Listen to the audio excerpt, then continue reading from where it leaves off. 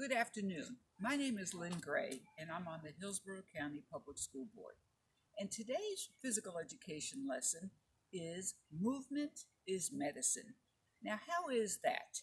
Well, let's look at what happens in movement. For the mind, increased blood flow increases your attention span and your focus. For the muscles, increased motion makes those muscles work, and also, while making the muscles larger and more fluid, they protect the bones. How about for your lungs? Increased lung capacity results from movement, meaning that when you do day-to-day activities, they will not make you very tired. You'll have more energy, and you'll be able to sustain a longer active day each day.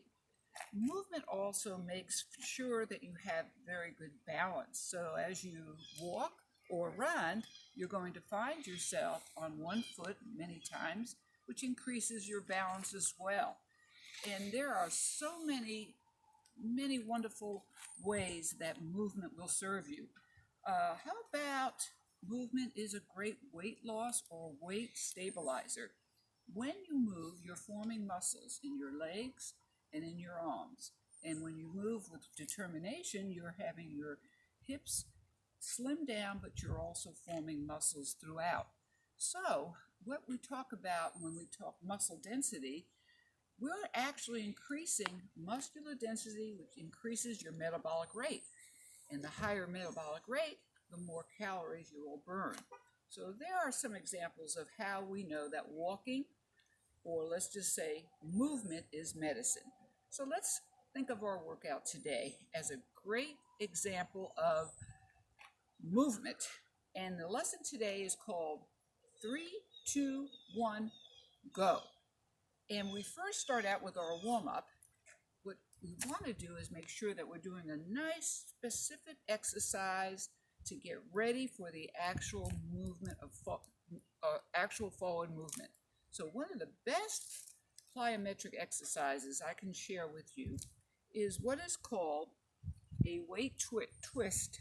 So what we wanted to do is engineer a way that every one of us at home can not necessarily have to have weights, but can do this type of activity with very little expense and very little equipment, given that we're on e-learning.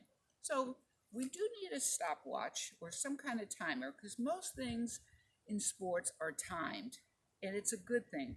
It holds you accountable. So just for 30 seconds, we're going to go ahead, and this is a gallon jug, and we're going to go ahead and reach, and all the while you see the biceps working, the triceps working, a little bit of the waist, and sometimes you won't know it, but your heart rate is increasing and your breathing rate is increasing.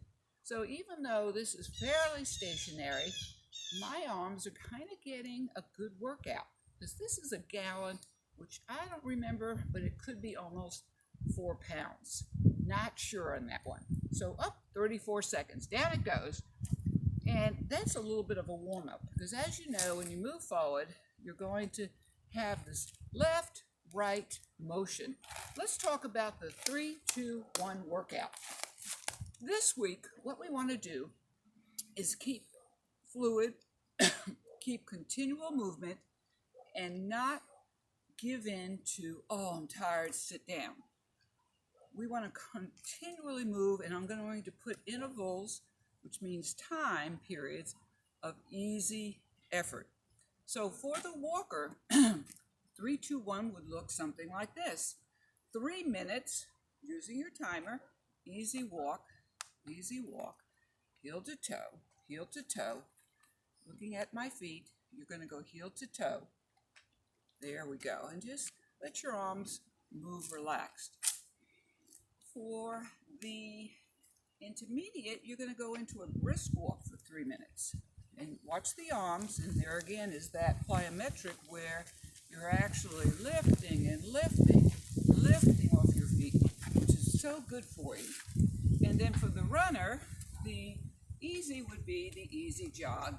And there again, that has a little bit more value in terms of heart rate, in terms of breathing in and out, which is both excellent ways of saying that movement is medicine. Now, let's go into the 2 minutes.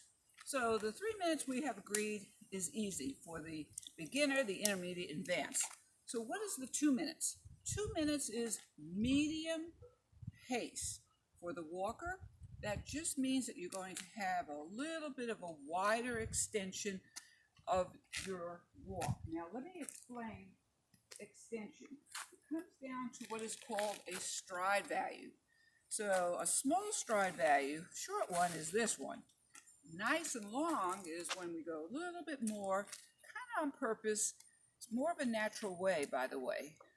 Walking like this or running like this is not natural. We really want to extend the stride value.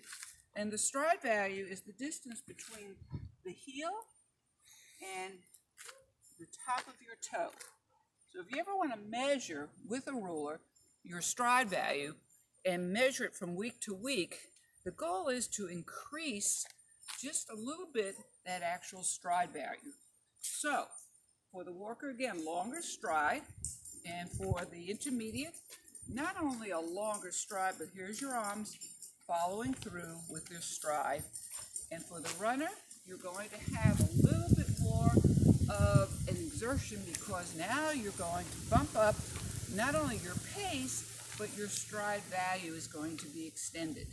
And lastly, the 1 minute is all about fast. Fast because we do want the heart rate to go up. We do want the lung capacity to increase. We do want muscle development, and we want all of this to make sure that you have a good medicine approach to movement. So fast for a walker. Now the walker is going to use the arms and really take maybe a shorter step, but faster. And that's 1 minute. For the jogger or for the intermediate, they may choose to do the jog at this point, which is probably what you'll do. Shorter steps, faster motion. And then for the runner is seemingly like a sprint, not all out, but pretty darn fast, making that momentum of quick leg turnover with quick arm pumping. So that is the main part of the 3-2-1. Now after you finish the 1 minute, you go back to 3 minutes easy. And you'll see why 3 minutes easy has a lot of value, because that's when you can relax, go easy, get your breath, and get ready for your 2 and 1. If you sustain that for 20 minutes, that's excellent. That's excellent. And 4 days a week. Remember the tenets of good training: duration, how long; frequency, how many times per week; and resistance, how many times do you challenge your heart rate, your breathing at the same time. And that is important. Last, we're going to finish that workout in 20 minutes, but let's look into the mental mindfulness. When you stand up from sitting, automatically your eyes, your visual sees a three-dimensional panorama of scenery. So you may be stressed with your algebra or learning the alphabet, whatever grade you're in. What happens when you take a break and you go from sitting to standing and you go outside? Immediately your mind goes to other places, hopefully pleasanter places, and your mood will change.